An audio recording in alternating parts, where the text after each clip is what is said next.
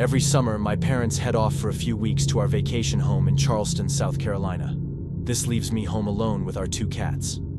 Our house is situated by a canal, and my dad has a Boston Whaler and 2 jet skis in the yard. Across the canal, there's marshland, and further down the canal is a park. Because of this, there isn't much boat traffic passing by our yard, making it very private and secluded.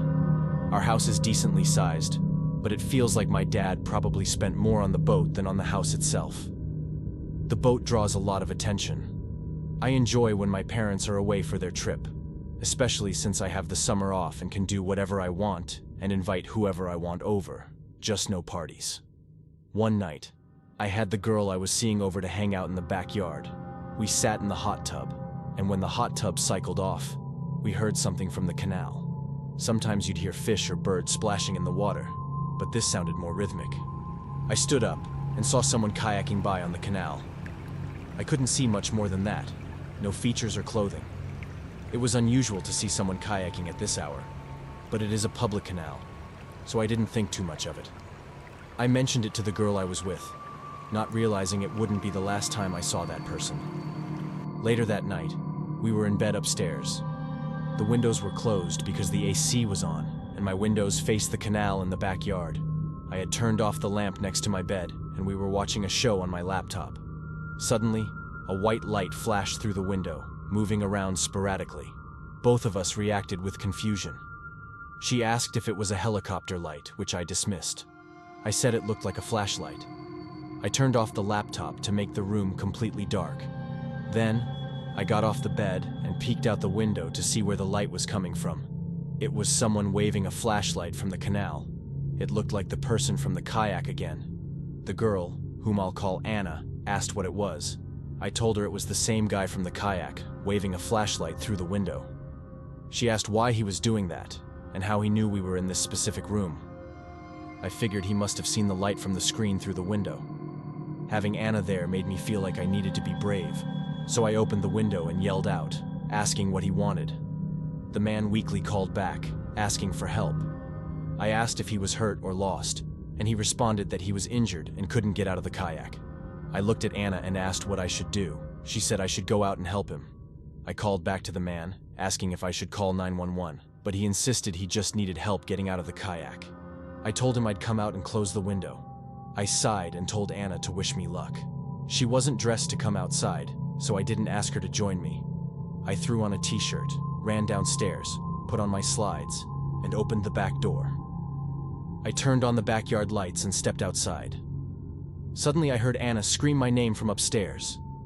I looked around the yard and saw a man running towards me from the canal. I ran inside, slammed the door shut, and locked it just in time. There was a loud bang on the door, followed by the man trying to twist the doorknob open. I grabbed a knife block from the kitchen and ran upstairs, locking my bedroom door. Anna told me she saw the man sneaking up on me when I turned on the lights. He wasn't an old, weak, injured man, but a big, imposing figure. We were paranoid that he was still lurking around the property.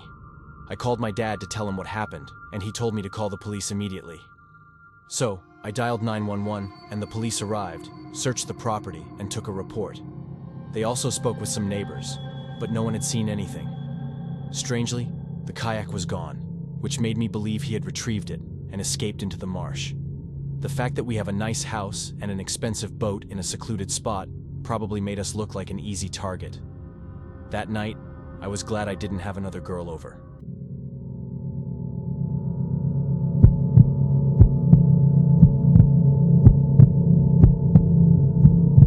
During the summer, I enjoy spending my time doing outdoor activities.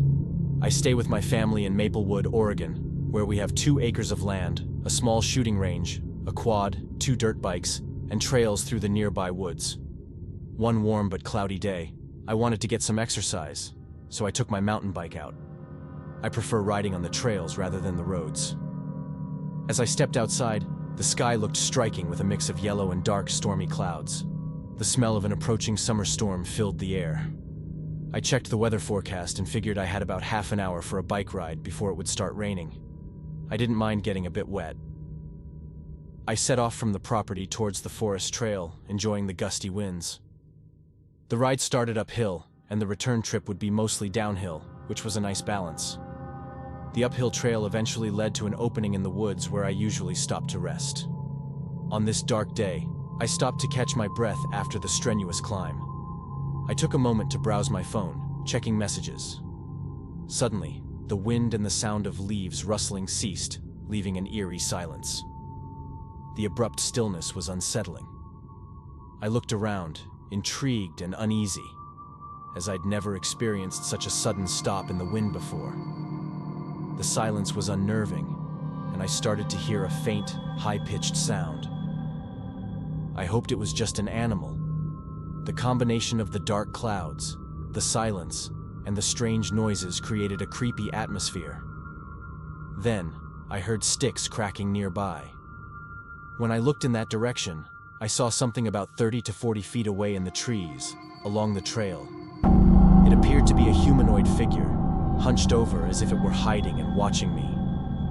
At that moment, it began to rain heavily, and the sound of raindrops hitting the leaves broke the silence. I turned and pedaled as fast as I could back up the hill, letting gravity speed my descent. I was too scared to look behind me. Lightning flashed and thunder rumbled, which would normally be exciting, but after what I'd seen, I was terrified. I made it home, put my bike in the shed, and went inside, too shocked and out of breath to explain what had happened to anyone. I went upstairs and crawled into bed. That night, I had a nightmare about the incident, seeing a demonic figure in the woods floating towards me. I woke up with my heart racing, relieved it was just a dream. It had been a disturbing day and night.